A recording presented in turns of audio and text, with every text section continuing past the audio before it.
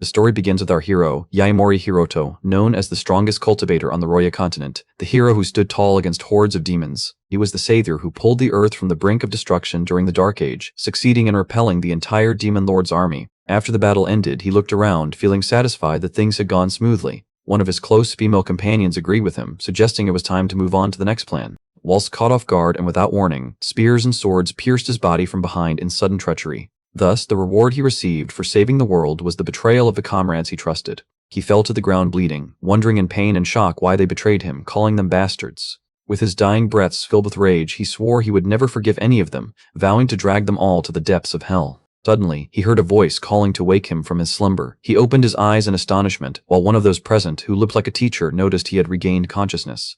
A woman approached him asking anxiously if he was okay, but he was in a state of shock. All that crossed his mind was that he was supposed to be dead. He looked around in confusion, wondering about the identities of these people and the place he found himself in, surrounded by a crowd. While trying to grasp the situation, a terrifying thought occurred to him that this place might be hell itself. He was interrupted by the sarcastic voice of a young man calling the young master of the Yaimori family weak because he collapsed mid-test. Another young man added that Yaimori was no longer a young master anyway, as he had already been expelled from his family. Then a girl asked her companion, Hokuba, to ignore this person she described as trash, urging him to return to the test, wondering if he would set a new record again. Hakuba replied with a confident, brief smile, confirming that it was a given. Meanwhile, the teacher asked everyone to resume the physical fitness test, and in a single moment, a flood of memories flowed into Hiroto's mind. He realized then that he was not on the Roya continent, and that he had reincarnated into the body of another young man bearing the same name, Yaimori Hiroto. The memories revealed that this young man was born into the prestigious Yaimori clan, but suffered from blocked energy pathways, making his body weak and outcast by his family. After his parents died, he was exiled from the clan. Hiroto found it hard to believe he had been reborn in another world. According to the new body's memories, humans in this world were completely ignorant of spiritual cultivation methods. But he realized the existence of a unique power in the surrounding environment known as spirit chi, an energy that cannot be extracted or used by ordinary material methods. He remembered that humans on his original continent, Roya, had discovered a way to absorb this energy directly from the air, and although he felt the amount of spirit chi in this world was very faint, he naturally knew the most effective way to absorb it. He was certain that if he gathered this power internally and repeated the cultivation process, he could refine and strengthen this weak body. That is the essence of what it means to be a cultivator. Once he commenced the first stage of cultivation, the generated energy was enough to fully open all blockages in his energy pathways. He immediately noticed he had grown noticeably taller. He clenched his fist tightly, determined that once he restored his power to its original 11th stage, he would return immediately to the Roya continent. With eyes filled with a sharp, grim look, he swore revenge on those traitors. He realized his current strength was still in the first stage, and he had no choice but to move forward step by step. He decided to use this test to gauge the changes in his awakened body and assess his current potential. When he stepped toward the officials in charge of the test, one of them asked to ensure his body was fine now. Hiroto confirmed he would participate in today's test, the 100-meter dash. His decision was met with mockery from some students who sneered at him, pointing out that his competitor was Hokuba, the school record holder, who had already secured a recommendation to join a sports university. Hokuba and his girlfriend joined them in the mockery, calling him a loser who had abandoned his pride. Hiroto paid no heed to their ridicule, while he realized he was still in the first stage of cultivation. He knew a cultivator's body possessed physical capabilities far exceeding ordinary humans. One of the mocking students was surprised by his audacity to face Hakuba directly, while everyone else feared racing against him. The two contestants readied at the starting line, and the referee took his place to give the start signal. With the sound of the starting gun, Hakuba launched with all his might from the starting point. The mocking students noticed Hiroto hadn't moved, so they started laughing at him, calling him frozen trash. While others thought he was frozen in place, his eyes flashed with a strange glint, thinking to himself that 3 seconds would be perfectly enough. Then he suddenly launched from the ground with immense force and incredible speed, just as happened when the first cultivators appeared on the Roya continent. Their achievements shattered all conventional concepts of the world, shocking everyone, including the teacher and students. They possessed physical build, speed, and sensory perception surpassing human limits. In short, the difference between a cultivator and an ordinary human was vast, as Hiroto reached the finish line easily. While Hakuba was still running in the back, everyone stood in complete astonishment. This difference resembles the evolutionary gap between modern humans and primitive humans. They were two completely different worlds, separated by a distance like that between heaven and earth, for Hiroto gave him a full 6-second head start. The teacher looked at the stopwatch in shock, announcing Yaimori's time was 9.98 seconds, a new record. Hokuba fell to his knees in complete denial, disbelieving what happened and muttering that it was impossible. Hiroto stood calmly, realizing he was still far from his former strength, but he saw this new body's potential was flawless. Then he looked at his defeated rival, confirming to himself that this was just the beginning and he would rise to the peak once again. Memory took him back to what he was, Yaimori Hiroto, the strongest cultivator on the Roya continent, who surpassed countless powerful cultivators in just 50 years of training. He was the strongest on the continent, reaching the 11th stage of cultivation at the age of 65. However, after succeeding in repelling the Demon Lord's army that invaded the Roya continent, what awaited him? Was the betrayal of his comrades who pounced on him like wolves on prey? He returned to reality, looking at his reflection in the bathroom mirror, realizing that to reach the 11th stage as fast as possible, he had no choice but to rely on the power of special medicines. But he was surprised when he searched for them on his phone by their exorbitant prices, finding that the money this body's owner possessed was absolutely insufficient to buy them. It occurred to him that he could craft some talismans and sell them for money. But he quickly realized his balance of only 1,000 yen wasn't even enough to buy low-quality talisman crafting materials, so he resolved that he must earn money somehow to achieve his revenge. While in the bathroom, he found himself cornered by Hokuba and his group, led by their leader Osaki Haru. Haru, leader of the boxing club, told him sarcastically that given his new bravery, they would take the protection fee for this month early. Hiroto immediately remembered to the original body's memories that these young men constantly blackmailed him. They used to take his money under the pretext of protection, and he had been beaten and blackmailed by them last week too. Hokuba noticed something strange about Hiroto today, asking Haru to handle him, to which Haru agreed disdainfully, considering dealing with a weak person like him. No problem at all. Haru prepared to throw a punch, asserting one punch would be enough, for previously, the original Hiroto would take the beating silently. Current Hiroto was completely different. As the punch headed towards him, he saw it as extremely slow, and with complete ease, he was able to avoid Osaki Haru's attack and landed a powerful counterpunch on him. From a cultivator's perspective, the boxing club leader was merely an ordinary person. Hiroto threw him violently to the ground, making him fall with blood flowing from his mouth. When one of their followers tried to intervene, Hiroto knocked him down with a swift kick. Hokuba and his other companions stood in shock, disbelieving this powerful person was Yaimori himself. Hiroto advanced towards the rest, asking them calmly if they were afraid. Terror struck the hearts of Hokuba and his companion, so they screamed, trying to attack. But Hiroto was faster, appearing in front of them in an instant and grabbing their wrists tightly. The two youths started screaming from the intensity of pain, begging him to let them go. But he looked at them with a scary smile, asking them not to be cold and to enjoy what was happening. The two youths couldn't bear the pain, confessing they were wrong and begging him to stop. Hiroto threw them to the ground, where Hokuba knelt apologetically, begging for forgiveness. As Hiroto walked away, Haru got up angrily and attacked him from behind, screaming that he wouldn't let him escape. Without even turning around, Hiroto delivered a powerful direct back fist punch to Haru's face. The blow was so violent it flung Haru forcefully into the metal lockers, leaving him unconscious and severely injured.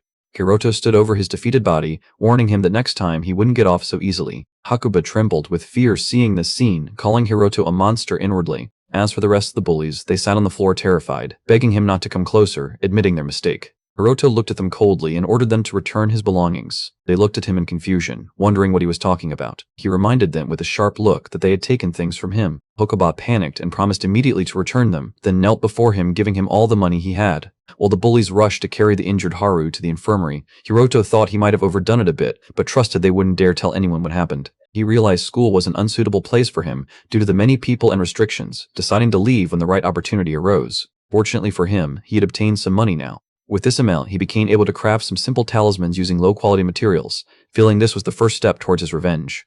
Talismans are tools frequently used by low-level cultivators. By infusing spirit chai into specific materials and directing them onto paper slips, mystical and mysterious effects can be produced. This makes it easy even for a first-stage cultivator like him to refine and craft them. He summoned the materials before him and began the process, and a set of colorful talismans appeared before him. He looked at them, thinking selling them would bring him good profit. All he needed now was to find a suitable place for cultivation and buy some medicinal ingredients. 3 weeks later, while jogging, he felt frustrated at not being able to sell any talismans yet. Everyone looked suspiciously at the talismans he displayed on the street, considering them weird. Suddenly, a weak barking sound caught his attention. He found a small dog severely injured. It seemed the dog had been hit by a car as its injuries were critical. Hiroto sat beside it considering the matter. Then he decided this was a chance to test the effect of one of his talismans, so he took out a healing talisman. He placed the talisman on the dog's back, which was supposed to restore damaged organs and heal physical trauma. In moments, the dog was completely healed and began barking happily. While Hiroto was petting it, the dog appeared alert and started growling. At that moment, a young woman named Shuga Shizuru approached him. She was Shizuru, the young lady of the Shuga family, talking to Wada Sho, the only son of the Wada family, who didn't care about the dog's fate, but she scolded him, saying he was the one who hit it with his car. She added she hadn't asked him to accompany her while insisting on taking the dog to the veterinarian. When she turned, she was surprised to see the dog in Hiroto's arms, wondering how it could be fully healed after just being hit by a car. She advanced towards him, asking if he had done something to it, while Wada yelled at him, asking where he appeared from. Shizuru confirmed she saw it covered in blood and thought it was dead. Hiroto noticed Shizuru was holding a sign written with a hospital name, deducing she was on her way to visit a patient. Seeing this as a perfect opportunity, he approached her calmly and told her he simply used this, showing her a protection talisman. Hiroto ignored her astonishment, but Wada intervened, calling him a despicable scammer, trying to convince Shizuru not to believe a single word he said. He accused him of throwing the dog in their path deliberately to scam them, but Shizuru didn't listen to him, asking Hiroto directly if this talisman could be used on anyone. Then she added eagerly, if it could heal a person in a coma, making Hiroto realize she was trying to save a patient. He thought for a moment, explaining to himself that comas result from physical brain damage, and since the soul-cleansing talisman uses spirit chai to induce restoration and regeneration, it would be the perfect cure. He told her confidently that this talisman is known as the soul-cleansing talisman, and it is powerful enough to treat even a coma state.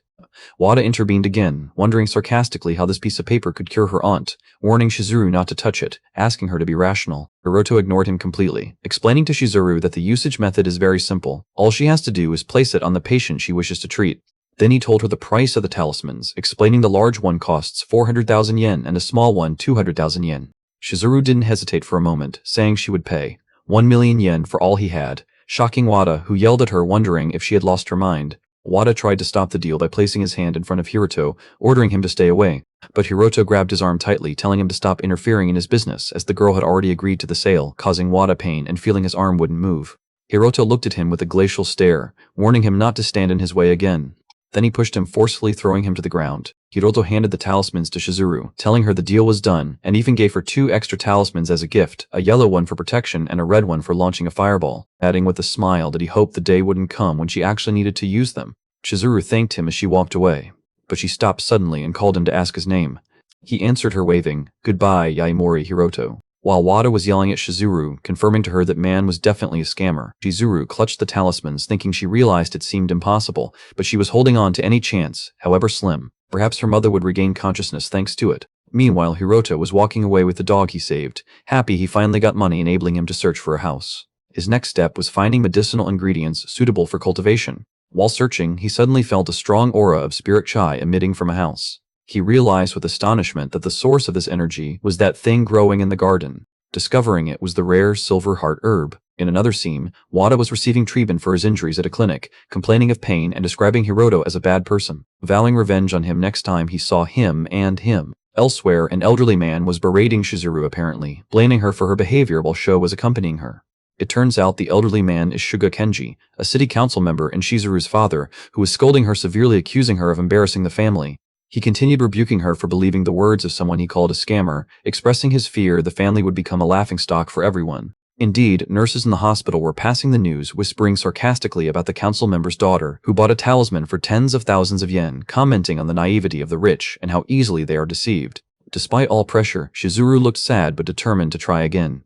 She clutched the talisman tightly, considering this her last chance and that she must do everything she could. Her father lost patience and yelled at her that what she was doing was enough, calling her insane. He denounced her belief in such shady talk, wondering sarcastically if her next step was praying to the gods.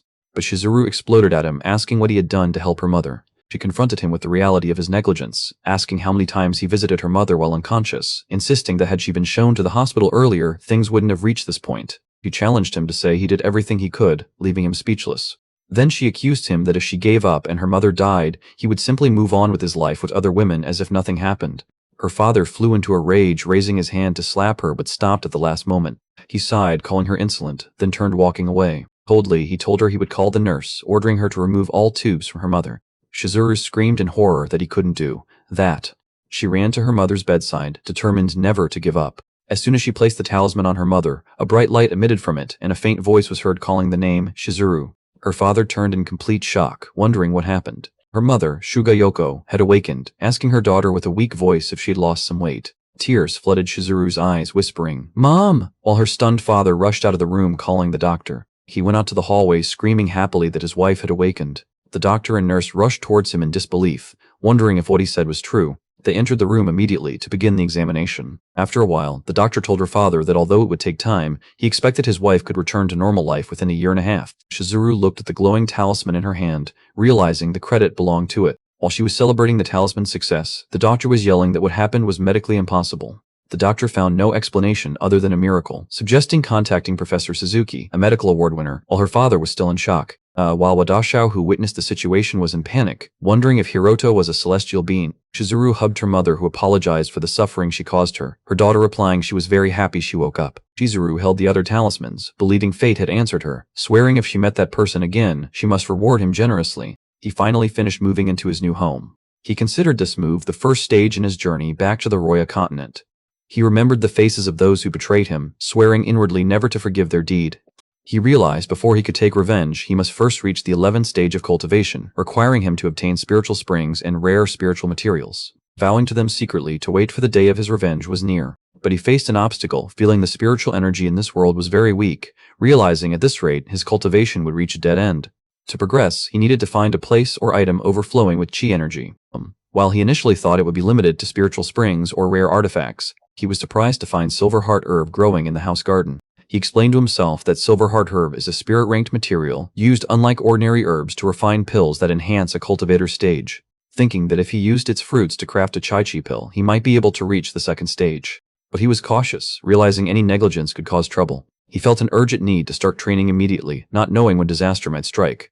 However, he collided with the reality that chai-chi pill ingredients were exorbitantly expensive, to the point that liquidating his current assets wouldn't cover their cost. While sitting in his usual spot selling talismans, he felt that despite trying to stay low-key, trouble had found him. That group returned to watch him, and although maintaining their distance, they had been tailing him since the third day of his opening, indicating they were organized. He noticed their numbers had increased today, wondering if they would finally make their move. He decided to take a close look at these bastards. As he bent down to gather his things, a girl suddenly called his name in surprise. She asked why he was here and about his recent absence from campus, deducing sarcastically that he became destitute after being expelled from the Aomori clan due to his weak body to the point he could no longer afford tuition. Hiroto remembered she was the classmate who defended the original body owner in the past. She offered him some money to return to studies, but he rejected her offer, apologizing that he had work to do, promising to meet her again. As he walked away, the girl felt something was wrong and that Hiroto was facing some kind of trouble. While walking down an alleyway, Hiroto sensed his enemies around him, 7 on his left and 3 on his right, deciding to eliminate them all at once. He started running so the pursuers noticed and yelled to chase him.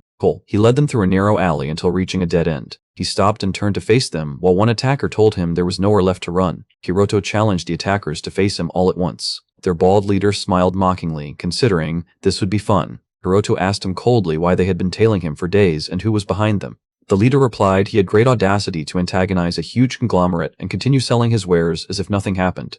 Then he wondered sarcastically why the young lady of the Amitani clan cared about someone like him, wishing him better luck in his next life. Hiroto realized they were talking about Amitani Setsu, the young lady of the Amitani clan, remembering the original body owner was her fiancé. But the engagement was cancelled after his exile due to weakness, wondering inwardly if these men belonged to the Amitani clan, considering killing someone over a failed engagement excessive. With a decisive look, he decided to extract answers from them by force. Meanwhile, his classmate Mochiyama was watching him from afar in shock, wondering how Yaimori got involved with the Yakuza trying to kill him. He feared for his life, believing he couldn't win with his frail body against armed gang members. Out of fear, she hurried to call the police. But before completing the call, a gang member noticed her calling her a stray cat. A huge man grabbed her from behind, asking threateningly who she was calling. The girl tried to wriggle free, screaming for him to let her go. When their bigger leader arrived, his men bowed to him respectfully. The new leader grabbed the girl by her hair. Hiroto looked at them nervously, wondering why Mochiyama followed him. The leader asked sarcastically if he was a womanizer. After Miss Setsu, here he is seducing this little girl too. Mochiyama yelled at Hiroto to flee because they were armed, and tried warning them she was the daughter of the Kijo Mochiyama clan and they couldn't touch her. But the leader and his men burst out laughing, telling her coldly that if they buried her here, no one would know what happened. She begged him, crying to stop, but he mocked her, saying she only had her stupidity to blame, and when he was about to stab her with the knife, Hiroto launched towards him with lightning speed, striking his hand holding the knife before it reached her. Hiroto thought to himself he really wanted to keep a low profile, but playing the victim wasn't in his nature. Then he delivered a powerful blow to the attacker's face, knocking the leader unconscious amidst Mochiyama's astonishment, who couldn't believe this was truly Yaimori. The rest of the gang members looked at Hiroto in horror and amazement. Hiroto asked the gang members coldly and calmly, granting them one chance to answer who sent them. Elsewhere, Inspector Kaya received a report via radio that the Scar gang had started moving. The report came that over 30 individuals were heading towards the back alleys of East Street, and a boy and a female hostage were involved. The inspector issued orders immediately requesting support from headquarters, warning against informing Chief Onaga. Then, emphasizing not to be rash and attacking because they faced drug dealers who wouldn't hesitate to kill, he tried contacting his men again, but no response came. Suddenly, a voice came over the device, telling him he didn't think they needed support anymore. The speaker continued that the boy he mentioned earlier had finished them all off, while the gang members' bodies lay on the ground. Hiroto was holding the gang leader by his head, who was in shock, asking if this was truly that trash from the Yaimori clan. The leader realized the Scar gang wouldn't fall so easily. Hiroto asked again where he got information about him, and was it from the Amitani clan or Yaimori clan, then gave him a deadline of only 3 seconds to answer. The leader tried to speak, but at that moment, police arrived ordering Hiroto to stop. The policemen advised him not to stoop to their level. Hiroto wondered if the police arrival was just coincidence, thinking he could easily fight his way out of the situation. His actions, but couldn't reveal his true strength now, especially with gang members lying on the ground. He sighed, deciding to back down, leaving the gang leader gasping on the ground. The policeman felt relieved, expressing difficulty believing Hiroto did all this alone. He had finished off all these criminals by himself. The policeman advanced, introducing himself as Inspector Kaya Haruki from Naomi City Police. Mochiyama welcomed him nicely. Kaya told his colleague Rokuhara Fumiya to handle cleaning the mess. Hiroto realized the police had seen everything, and government surveillance was truly terrifying. Kaya told him Rokuhara would take his statement, but they would focus only on the incident itself. They were interrupted by a voice calling Sir Chief. A man of higher rank arrived, telling Kaya that had he not come, he would have let the perpetrators escape. Then turning to Hiroto, introducing himself as Chief Superintendent Onaga Raizo, announcing he was under arrest for assault, presenting him an arrest warrant.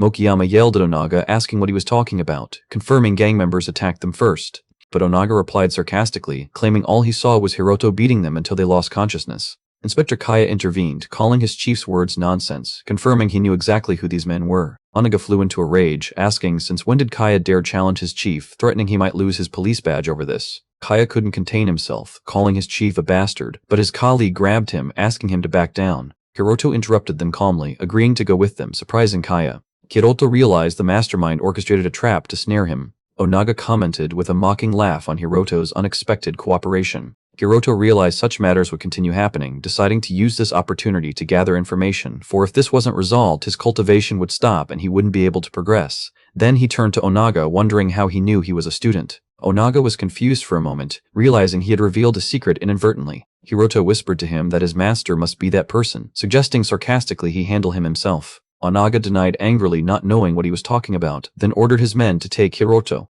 As they handcuffed him, Hiroto looked at Onaga with a mysterious smile, showing him a button from his suit, commenting it was unfortunate. Onaga panicked, wondering when Hiroto took his button. Hiroto whispered that next time they met he would take more than just a button. Onaga looked at him angrily as he departed, threatening he would regret this. In prison, a prisoner was receiving instructions via a corrupt guard. The guard told him the required person would arrive soon and the mission was to eliminate him. The prisoner, named Funaki Masanari, agreed to the mission. Hiroto arrived at the prison, realizing this was the intended place. He was put into a locked cell. Hiroto noticed they planned to pounce on him, and found the matter interesting. Inside the cell, a huge-built prisoner sat in the dark. This prisoner, Funaki, believed in a personal creed that he wouldn't lay a hand on the weak, but viewed ordinary men as too weak to merit his attention. He stood up, introducing himself, explaining he was hired to get rid of Hiroto, advising him not to resist. Hiroto asked coldly if he was just another follower. Hiroto felt a stinging sensation the moment he entered the place, and realized despite his current weakness, he could feel the energy radiated by this man. Hiroto realized that the energy his opponent radiated was spirit chi and began preparing for the confrontation. Funaki attacked, vowing to send him to the next world in an instant. But Hiroto dodged him easily, which astonished Funaki. Hiroto grabbed his face and noticed his confusion. Then he told him coldly that the only weakling here was him and delivered a powerful blow that knocked him to the ground. Funaki tried to stand and deliver a counterstrike, grabbing Hiroto's foot and throwing him into the air. Hiroto managed to regain his balance with supreme skill, thereby avoiding crashing into the ground. Funaki admitted that he had underestimated him, vowing to expose him to a world of pain. Meanwhile, Hiroto was surrounded by a purple aura of energy, and he launched toward Funaki once more with a fierce attack, delivering a powerful punch that sent him flying. Funaki felt an immense force emanating from Hiroto as he spat blood. Hiroto continued his attack, suddenly appearing above Funaki, then delivering a devastating kick that knocked Funaki away and made him crash violently into the wall. until Funaki fell to his knees defeated, looking at him while gasping from exhaustion. In rage, Funaki rose again, screaming in Hiroto's face not to be arrogant. But Hiroto parried his punch easily, then delivered a finishing blow to his chest. The strike was so violent that it shattered the ground beneath him. Funaki sat shocked, wondering about the source of his strength. A red aura surrounded Hiroto as he prepared to deliver the final blow. He struck with his fist, creating a massive explosion from the force of the impact. Hiroto grabbed the head of the defeated Funaki and asked him again who had sent him. Then he added another question, inquiring where he had obtained the spirit chai. In his office, Onaga was speaking on the phone with someone describing Hiroto as a monster. The other party replied mockingly, asking if he was truly a monster or just a failure from the Yaimori clan. Onaga answered that it didn't matter what he was called as long as he was disposed of without problems, and the other party reassured him that he had sent a thug who had just been released from Ryuga prison to handle him. The caller promised Onaga that once this mission was successfully completed, he would recommend him to Lord Soma to become the chief of the 3rd Department of the Huan region. Onaga warned the caller not to forget this promise. Back in the cell, Funaki was still silent, which impressed Hiroto for his persistence. The defeated Funaki admitted that he had underestimated him and that Hiroto was beyond the scope of ordinary humans like them. The word "like-us" caught Hiroto's attention, and he wondered to himself if there were other cultivators in this world. Funaki began to confess, explaining that a few years ago he met an old man in Ryuga prison. He recounted how that monk concentrated chi energy in one hand and split a huge tree in half as if it were nothing. He told him how that monk gave him a bottle of holy water. Over the past few years, he continued to drink that water diluted as the monk had ordered him, and slowly his body transformed into something beyond the natural. Hiroto deduced that this holy water was actually spirit liquid and felt a strong desire to see this spirit spring in Ryuga if it truly existed. He explained to himself that spirit springs only exist in places with a high concentration of spirit chai, where the spirit chai slowly condenses into a liquid, and over time, these liquids gathered to form a spring of immense power. He remembered that on his original continent, Roya, even a small amount of this liquid was considered a cultivation resource of immense value. Then he asked Funaki why he continued to take orders from the likes of Onaga when he had exceeded the limits of an ordinary human. Funaki revealed that the reason was that his child suffered from amyotrophic lateral sclerosis, ALS, and the medical bills were extremely high. But he added sadly that the holy water did not succeed in curing his son's illness, and all it could do was barely keep him alive. For this reason, he was in desperate need to earn more money to find a cure for his son before it was too late. Hiroto surprised him by saying that he could deal with this disease, and that he might be able to save his child. Funaki looked at him in shock. Hiroto explained that holy water is actually spirit liquid, and giving it to an ordinary person carries a risk. Although diluted spirit chai is harmless, in high concentrations, it becomes a completely different story. However, he pointed out that using a special technique, certain properties of spirit chi can be amplified, such as its healing properties, as is the case in healing talismans. Funaki wondered in confusion what this talisman was. Hiroto pointed the talisman toward him, and as soon as it touched his body, his wounds were instantly healed, leaving him in a state of complete amazement. Hiroto gave him two choices: either reveal the true identity of the one pulling the strings and save his child, or die right here and now. Funaki smiled, realizing he had known from the beginning that Hiroto was no ordinary man. He revealed that the man who contacted him was Hashimoto Kosei, whom everyone refers to as Lord Kosei. Elsewhere, Hashimoto Kosei, the owner of the Kuzan Club, was speaking on the phone, upset by Onaga's hesitation over a trivial person from the Yaimori clan. Then he turned his speech to someone else, asking what piece of meat they would like to eat, or perhaps they preferred something to drink. Before him was a woman bound and severely injured, and he rebuked her for not remembering basic table manners.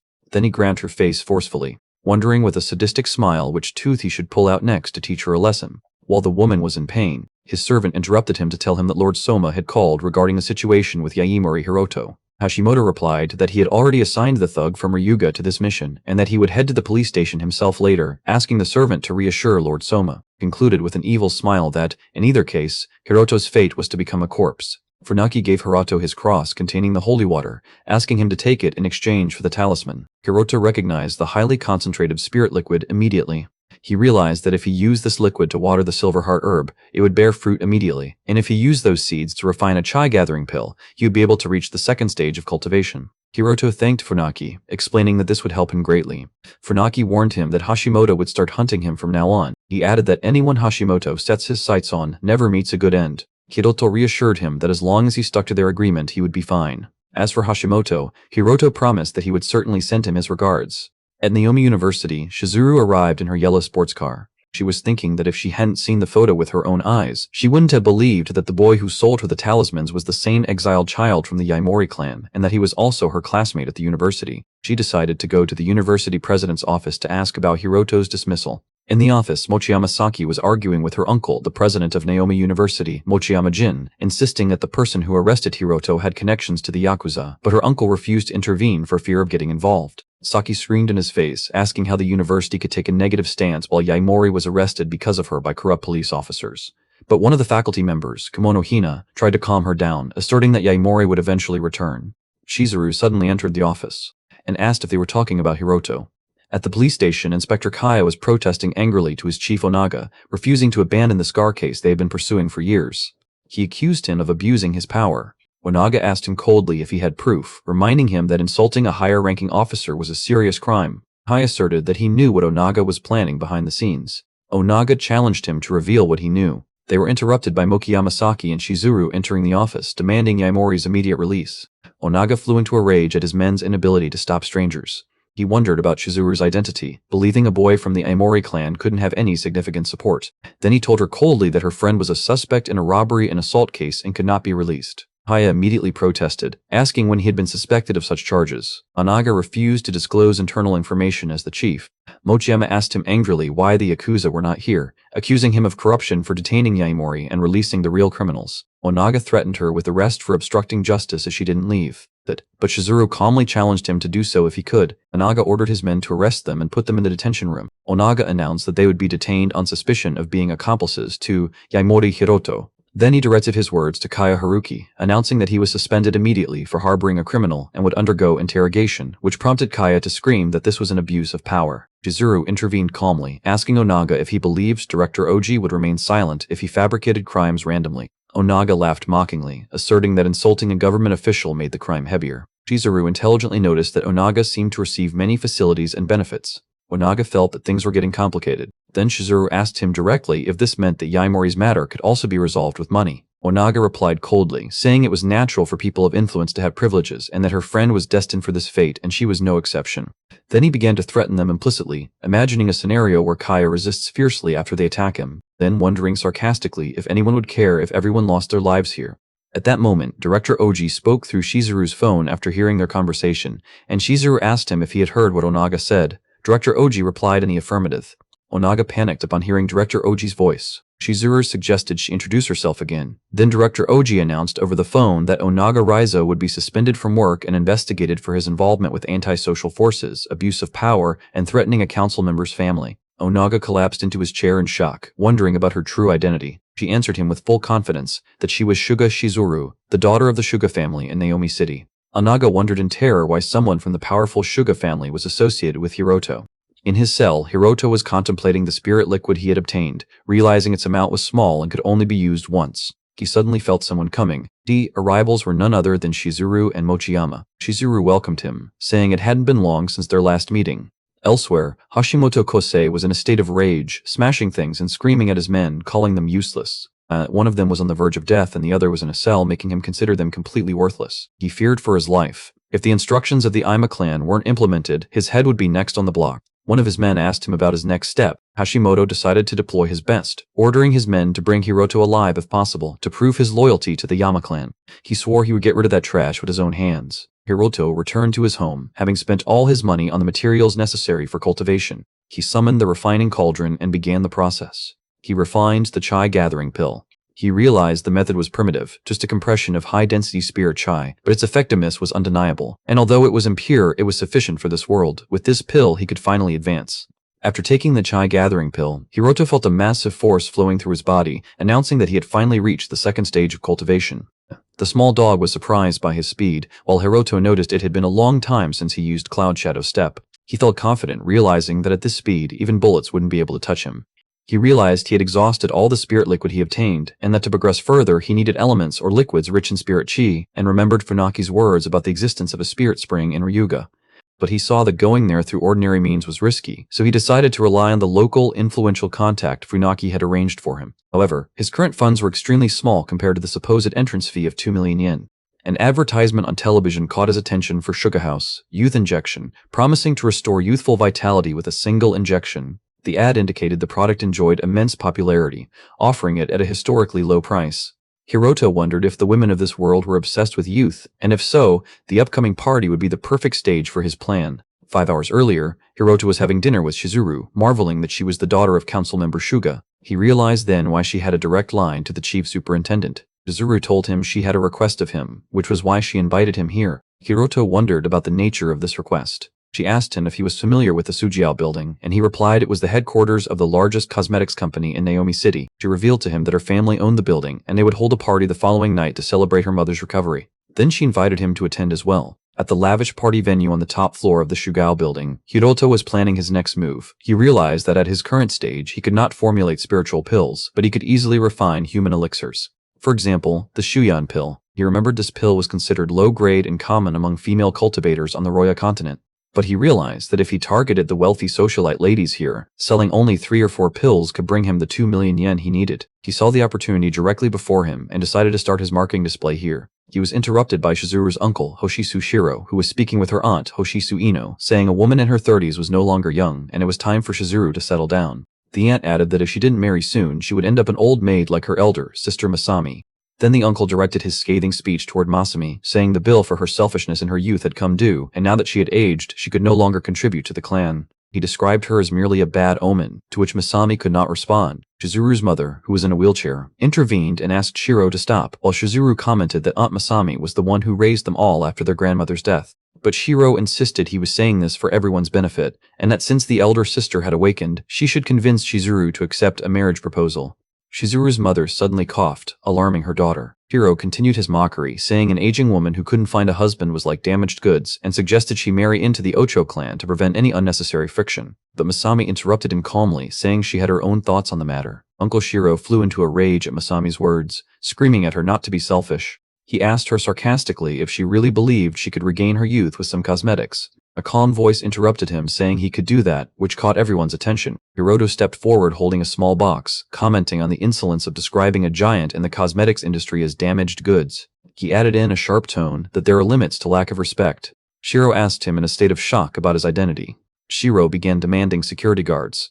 Shizuru intervened to clarify that this was Yaimori Hiroto, the benefactor who saved her mother, and that she was the one who invited him. Meanwhile, Shizuru's mother stepped forward to thank him for selling the talisman. Hiroto answered them politely that there was no need for thanks. Shiro interrupted, mockingly, claiming her regaining consciousness was not due to a shady artifact but thanks to the power of modern medicine, accusing her of falling victim to a scammer. Hiroto introduced himself as a researcher specialized in time and value and a business partner of Shizuru's mother. Shizuru wondered about him being a business partner to her mother. One of those present asked Hiroto about the nature of the work that brought him together with them in such a place, and Hiroto answered that they were discussing whether youth could be restored through cosmetics. Then he announced confidently that he would provide the answer now. Shizuru's aunt commented mockingly, wondering what kind of trick he would present. Hiroto asked Masami to help him. He presented the box to her, asking her to consume what was inside. She opened the box to find the shiny Chuyuing pill. Shiro screamed that this was nonsense and likely poison. Masami hesitated, wondering if it was truly safe. Shizuru intervened,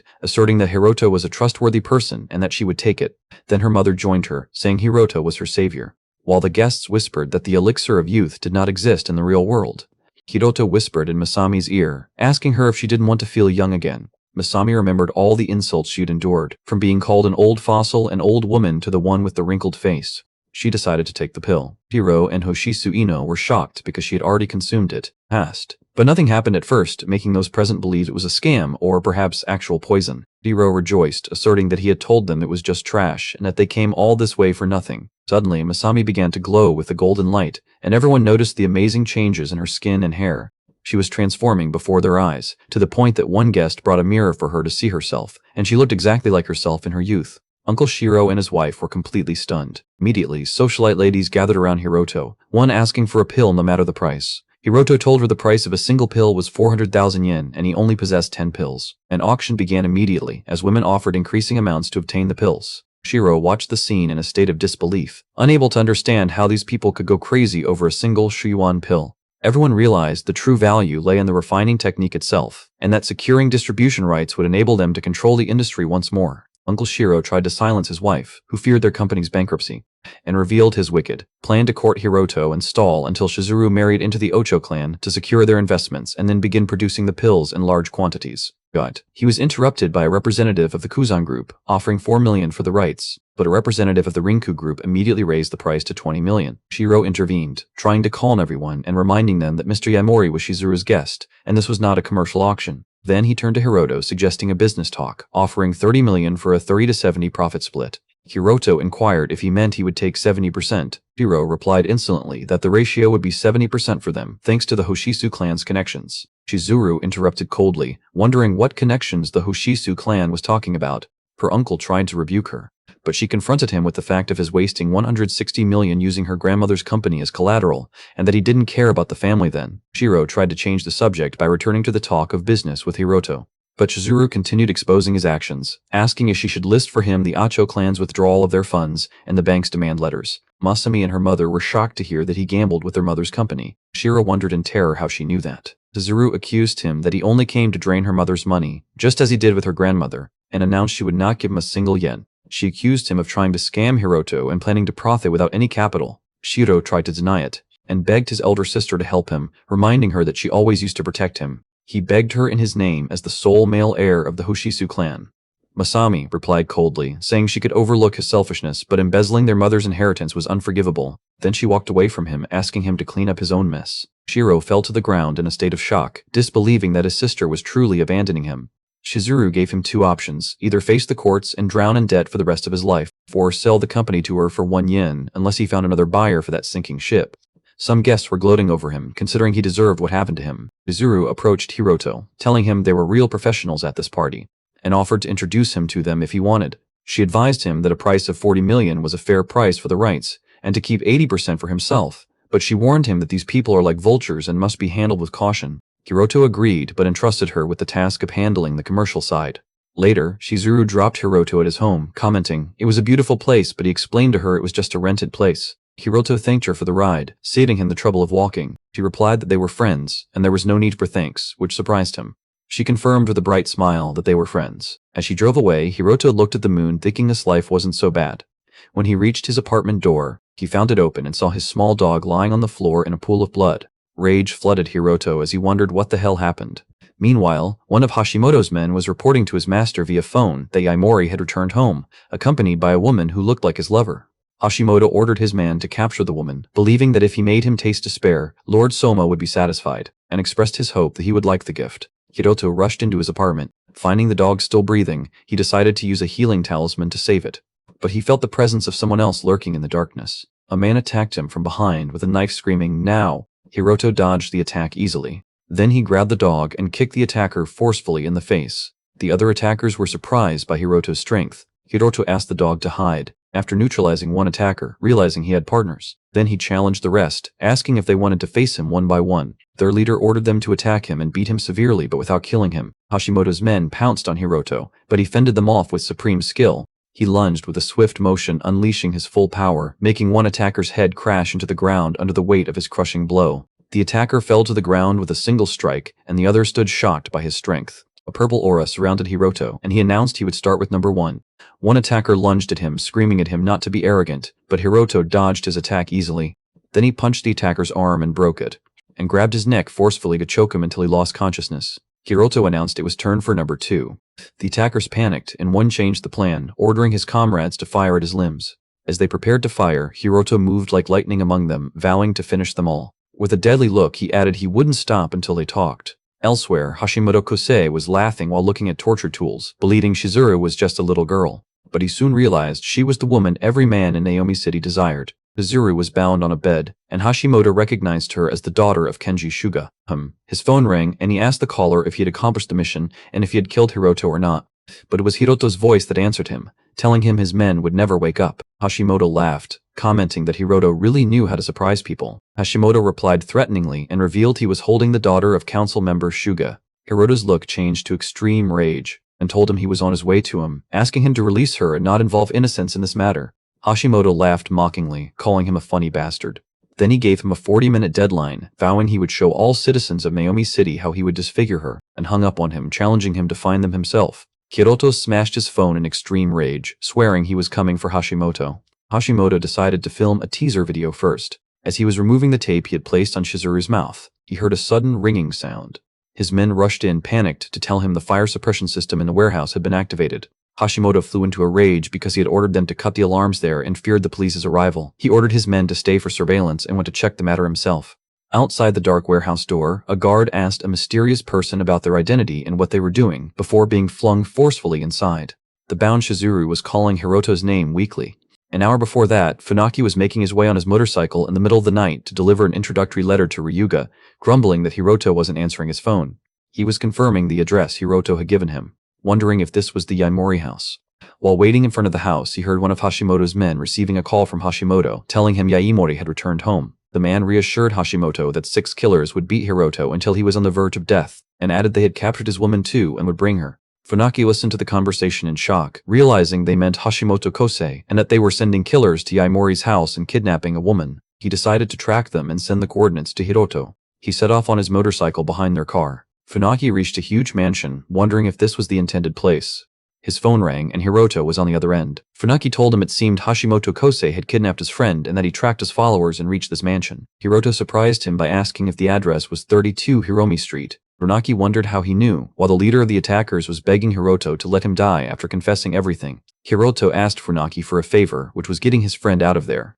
As for Hashimoto, Hiroto swore he would drive him to hell with his own hands. In the mansion, Hashimoto was rebuking his guards for activating the alarm system in the warehouse, fearing the police's arrival. He told them he would go to check the situation and ordered them to stay for guard duty. The guards were complaining about the difficulty of making a living, and that the woman inside was forbidden to touch.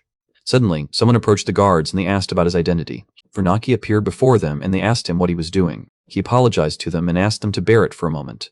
Then he finished them off quickly. He entered the room and found Shizuru, who called Hiroto's name weakly. Funaki carried her on his shoulder and said they had to get out of here. He had to leave before the other guards realized what was happening. He knew the car was in the garden behind the door and the guards wouldn't return soon. But as he was about to exit, he was hit by a gunshot in the leg. He and Shizuru fell to the ground. Hashimoto appeared laughing, boasting of his shooting skills while his guards praised him.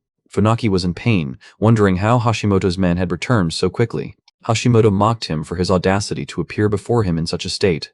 Funaki stood with difficulty and greeted Lord Kosei with a pained smile. Hashimoto burst into hysterical laughter, considering it a glorious day and that they had all come to be punished at his hands. He added that he was trembling with excitement. Funaki replied that he shouldn't be ridiculous, challenging him to say that after he defeats him. Outside, Hiroto was approaching the mansion, where the guards noticed him and wondered about his identity. He was surrounded by a red aura of rage. One of the guards asked him if he was listening, but Hiroto punched him forcefully in the face. The other guards were stunned, and they all pounced on him, but he finished them all off with swift, lethal movements.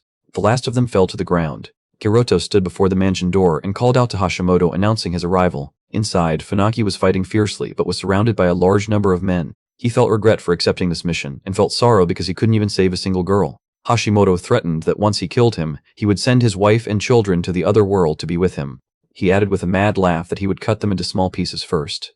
While he was enjoying torturing Funaki psychologically, a massive explosion occurred at the door where Funaki was standing. Hashimoto heard Hiroto's voice from outside, which made him wonder in astonishment about his identity. Hiroto appeared at the entrance amidst a cloud of smoke, introducing himself as the Soul Reaper sent to drag you to hell. Funaki commented that he had taken a long time. Hiroto threw a healing talisman to him and ordered him to use it. He asked Funaki to use it on his wound, telling him that it works exactly like the previous time. Hashimoto screamed at his terrified men to kill him. They began firing. But Hiroto moved with incredible speed, realizing that bullets were useless against a second-stage cultivator who had mastered Cloud Shadow Step. He began taking out Hashimoto's men one by one. Hashimoto wondered in terror about the secret of this speed. Hiroto continued to dodge bullets and defeat his opponents with precise, powerful strikes. When Hashimoto saw that Hiroto was finishing off his men easily, he decided to flee. He was running, thinking that this was not what they agreed upon and that Hiroto was moving like an elite martial artist from a great clan. He reached a fortified door and shouted at his men to open it quickly. But he failed to enter the correct password and screamed in rage. At that moment, Hiroto appeared behind him and finished off his remaining guards. Hashimoto panicked but tried to pretend to be calm, asserting to Hiroto that he could not touch his supporter. He revealed to him that the one who wanted him dead was Lord Aima and that he enjoyed his protection. Hiroto replied coldly that he had never heard of that name before. Hashimoto threatened that he would make him wish for death if he continued to pretend ignorance. And, under pressure, Hashimoto confessed that the one who wanted to get rid of him was Aima Jo, a descendant of the Aima clan, because of a rumor saying Hiroto had touched the daughter of Amitani, which hinders a political marriage between the two clans. Hiroto wondered about Amitani Setsu again, realizing that the original body owner had no memory of meeting her, and deduced that the rumor was fabricated. Hashimoto tried to convince him to let him go, claiming that the Aima clan alone had the influence to coordinate such a conspiracy. He added that the Aima clan possessed many experts, and that Aima Joe himself was a powerful person, which made Hiroto wonder if he too was a cultivator. Hashimoto tried to bargain, offering to mediate for him and asserting that he would soon realize his value. Hiroto asked him mockingly about his value. While Hashimoto was babbling, Hiroto punched him hard and threw him into another room. The room contained other bound women. Hiroto stood over the defeated Hashimoto and felt rage when he looked at those captive women. Then he told him that he believed these women could explain his value better than he could. Then he used his sword to free them from their bonds, and told them to do with him whatever they wished. Then he left the sword behind for them and went away. Hashimoto begged them, offering them money and everything they possessed. But one of the women replied that they didn't want his dirty money and that sending him to hell was the only price they wanted. In the main hall, Hiroto was using a healing talisman on Chizuru. Hiroto told Funaki that the police were on their way and that he had to leave. Funaki asked him if he was sure about that,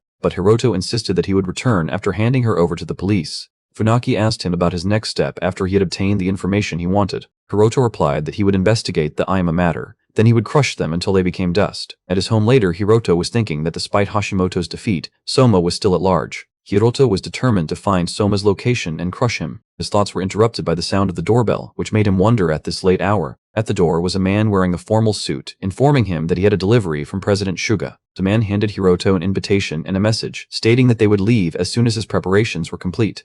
Hiroto wondered about the meaning of the word leave. When he opened the invitation, he found a suit inside, so he called Chizuru inquiring about the matter. Chizuru told him that she knew he had received it and revealed the existence of a party hosted by the Hoshisu family. Hiroto asked her if he had to attend. Chizuru explained to him that to sell the Chuyuan pill, they had to get close to the Hoshisu family, which controls the largest pharmaceutical group in Naomi City, and added that his ex-fiancée would also attend.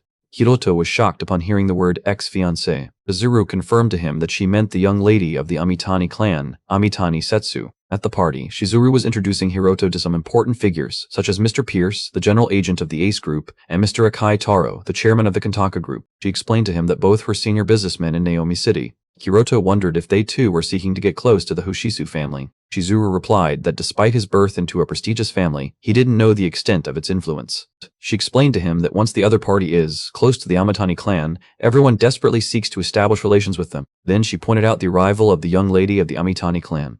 The head of the Hoshisu family entered, and beside her was Miss Amitani Setsu. Hiroto noticed immediately that Setsu was radiating spirit chi. He wondered if she was truly the ex-fiancée of the original body owner. Amitani Setsu, the young lady of the Amitani clan, was walking beside Hoshisu Nana, the head of the Hoshisu family. Hiroto deduced that Setsu was a cultivator and wondered if there were unique cultivation methods in this world as well. He noticed that she was not trying to hide her spirit shy energy, which indicated her great self-confidence. He decided that he would ask her later what she knew about Soma. Chizuru stepped forward accompanied by Hiroto to greet her Aunt Nana. Nana asked her about her mother's condition, expressing her happiness at her recovery. Chizuru thanked her for her concern and told her that her mother was recovering gradually. Then she presented the Shuyan pill to her aunt as a gift from her mother, wishing her to remain beautiful forever. Nana looked at the famous pill in wonder. The guests were whispering about the exorbitant price of this new pill that had not yet been released to the markets. When Amitani Setsu saw the Chuyuan pill, she showed signs of surprise. Hoshisu Nana commented that the quality of the pill was so high that it could be described as the peak of spiritual pills, and that whoever refined it must possess great skill.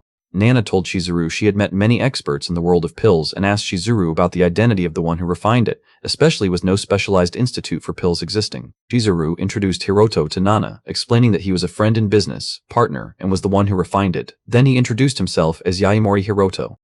Both Setsu and Nana were shocked upon hearing his name. Nana recognized him, saying she used to carry him when he was young, and expressed her surprise at his ability to refine such a pill. She added that the Yaimori clan has no eye for discovering talents. Setsu interrupted her coldly, adding that such skills have no value in a prestigious family, for what matters to prestigious families is the foundation of cultivation. She continued that were it not for that, he would have been welcomed long ago into the Amitani clan as one of the elders.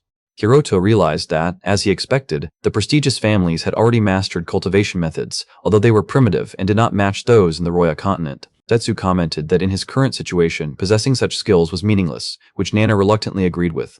Nana asked him about the identity of his master who was capable of refining such a pill. Hiroto remembered his previous master.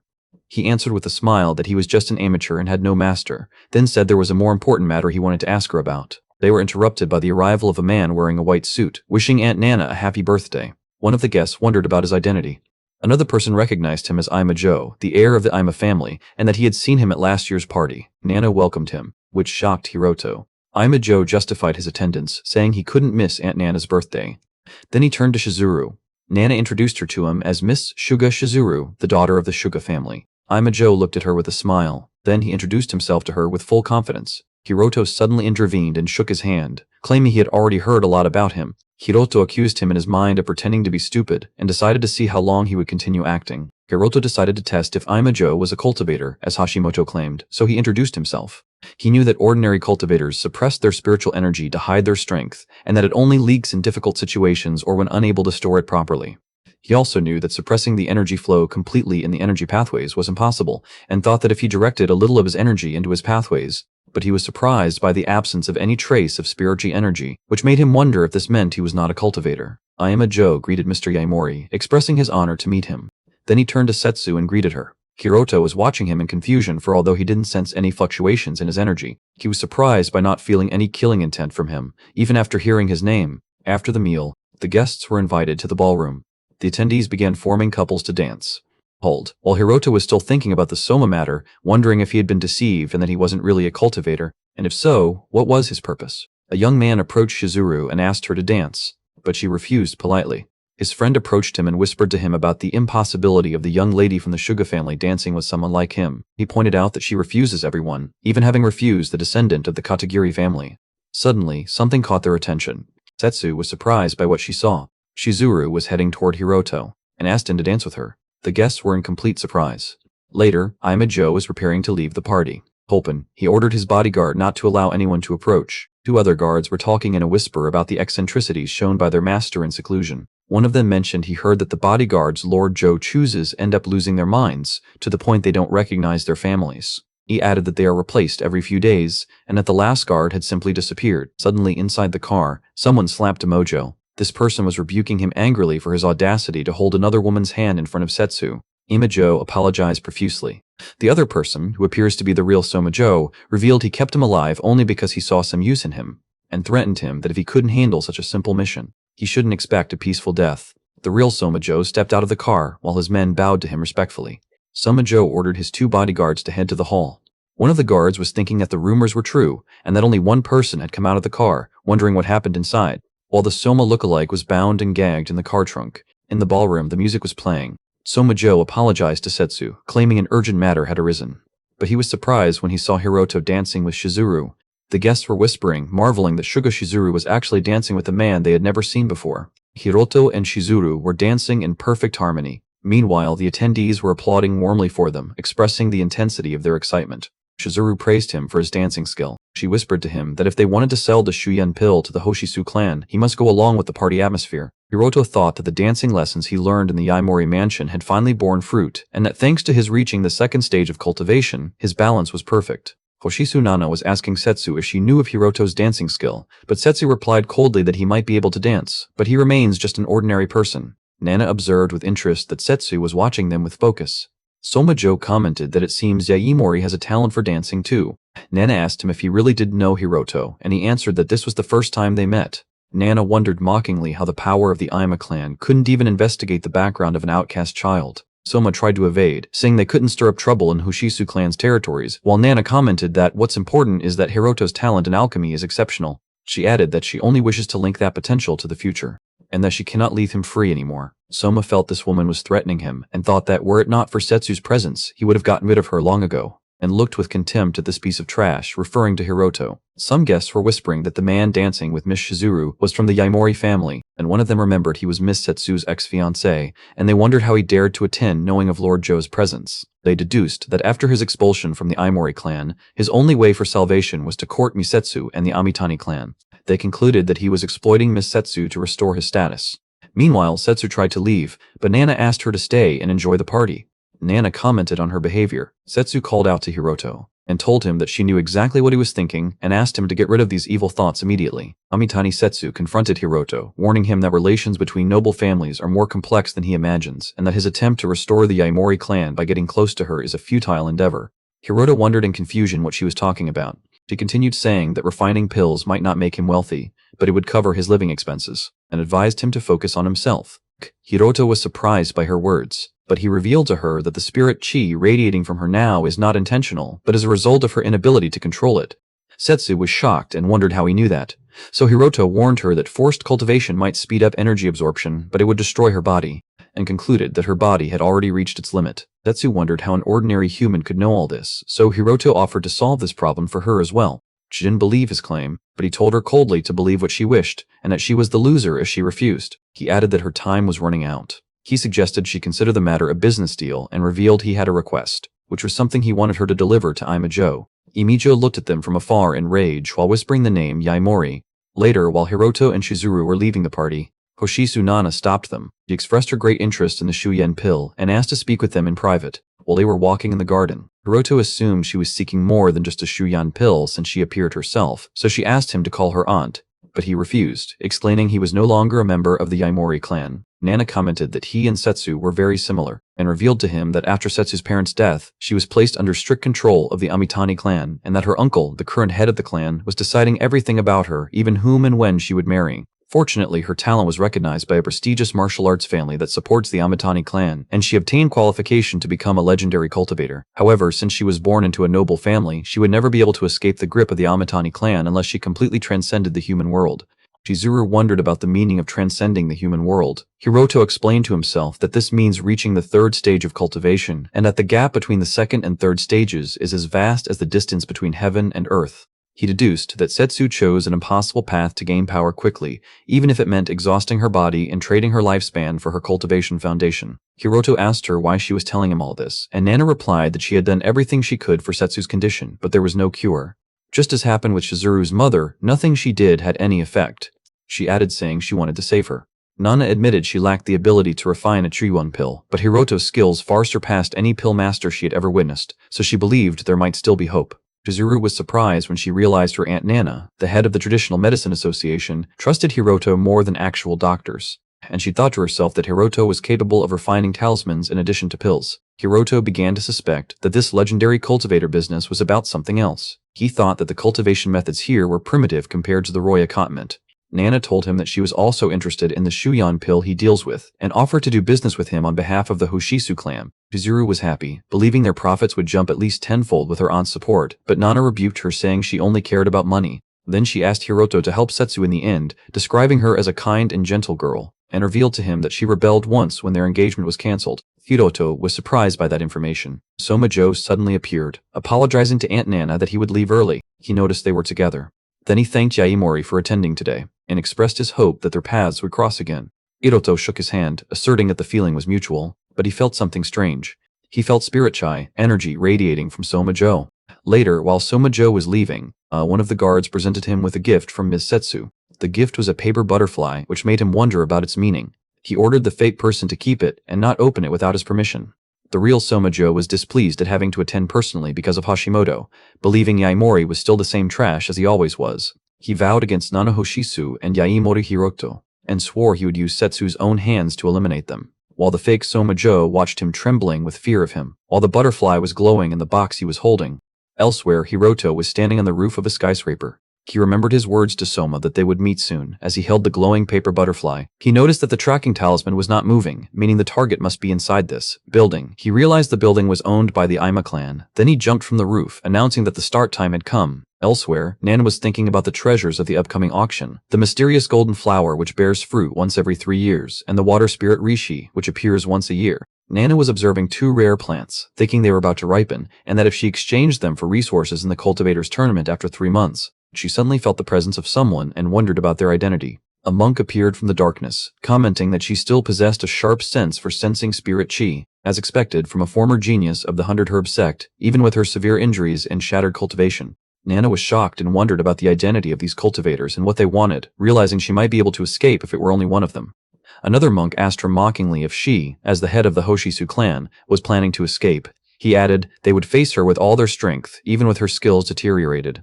Nana commented coldly on their extreme caution, and asked about their goal. The fat monk asked her to come with them and not try to do anything foolish, but the other monk suggested with an evil smile that it would be easier to break her arms and legs. Before they could approach, Nana used one of the poisonous plants, spreading a purple gas in the garden. The two monks were stunned, and one of them realized it was poison. Nana thought to herself that the poison wouldn't affect her as long as she held the green heart herb in her mouth, and that the master flower she planted was strong enough to bring down an elephant, which would give her some time. She knew she had no chance of winning against two of them and that she had to flee, but suddenly she felt a dark entity behind her.